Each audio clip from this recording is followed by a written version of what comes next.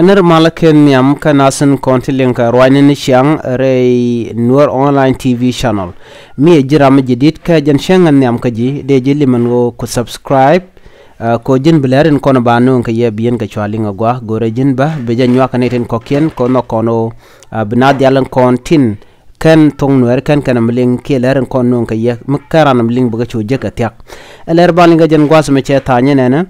kore wika apnal ka tonga kam espele mayo Dr. Machar kene espele mayo kidgwang mraike ulun chala do gwaje che gwake je chi apnal ki kuma apnal che jala do bado badana nderi ak mdeja kapchonga je ki de tar government to ga baje gor chi kana lade nono ban shure roje dana ban lat ke jan gwasme ere roje me beteru wana ban latin ko shikume espele mayo kidgwang te kerien mi kana lat engo siajen gwade ki mi siatok bokono ki bantin yambana kaling bokono ko je ka jak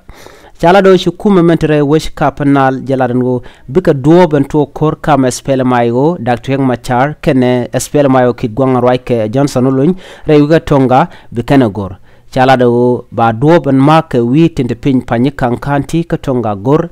kuma mentere wika penal state ci kwer ki commissioner dung tongare wika panyikan kanti ramadana right panyikan KSPLM chela do nene chela do SPLM ayo kidgwang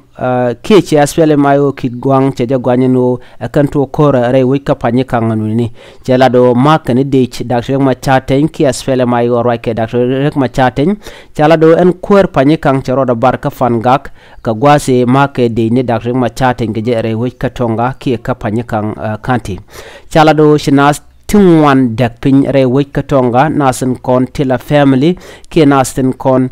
tin shang no lora bang ka kwi kormo chala do kwai ka gwas ente tana tin tama kana sato shikede ni kana sten shang no lora bang ala jiwich tin la civiliane re wika panyikan kanti kwa dung panyikang shwale Mustafa panyikang kanti Ramadan la commissioner shwale Mustafa Guy shela do en current work kam Dr. Machaten kenne Johnson luñ koy katar dungno nasen kontin to ko kor spelem ayo kit gwang aroike Johnson luñ Guy aram kel National Democratic Movement alo jen shiram kel ka spelem ayo dung kit gwang ka shiram kel ka spelem ayo aroike Dr. Machaten jurgon dungno jen ram kel ka bon National Democratic Movement ka jaram dan la commissioner wika tonga ke ka panyikang kanti jaram dan la kwartenen wini ere kur mo shade ni Dr. Machaten nakten ka shade ulo nakten shi spele mayo kit gwangela no telekur mishikana kap katonga ki ka panyikang shi kuma spele mayo kit gwangela do iya kach en mandan salat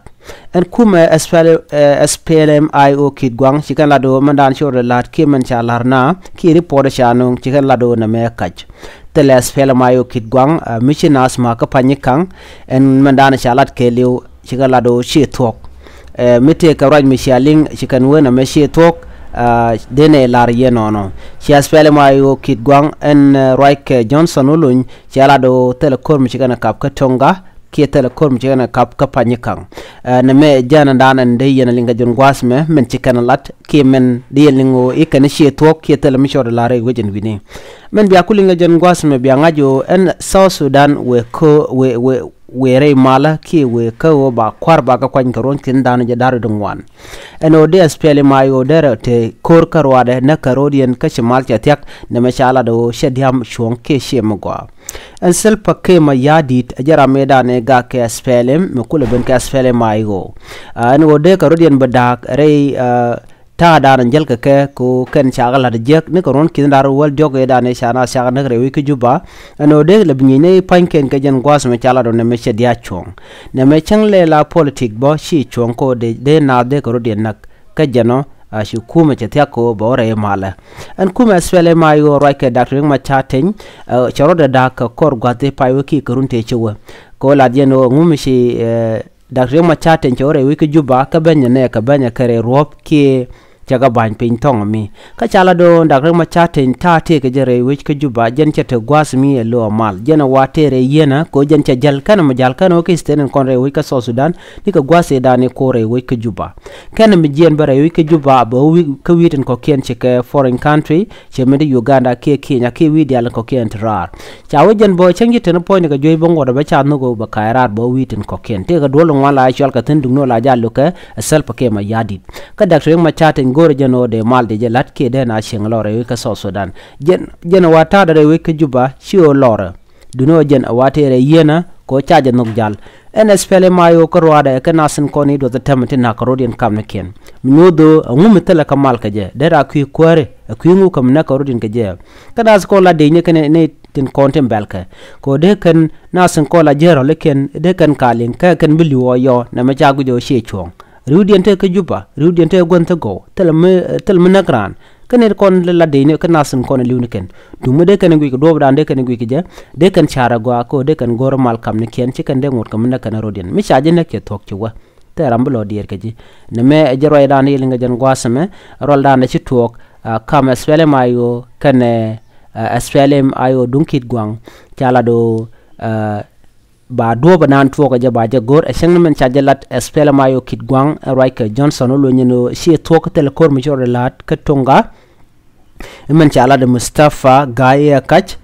ko Mustafa Gaye commission e choro barga fan ga ka do banan shalat ke je chala do ba tar ba je gor ke li kuma men tere we ka panal state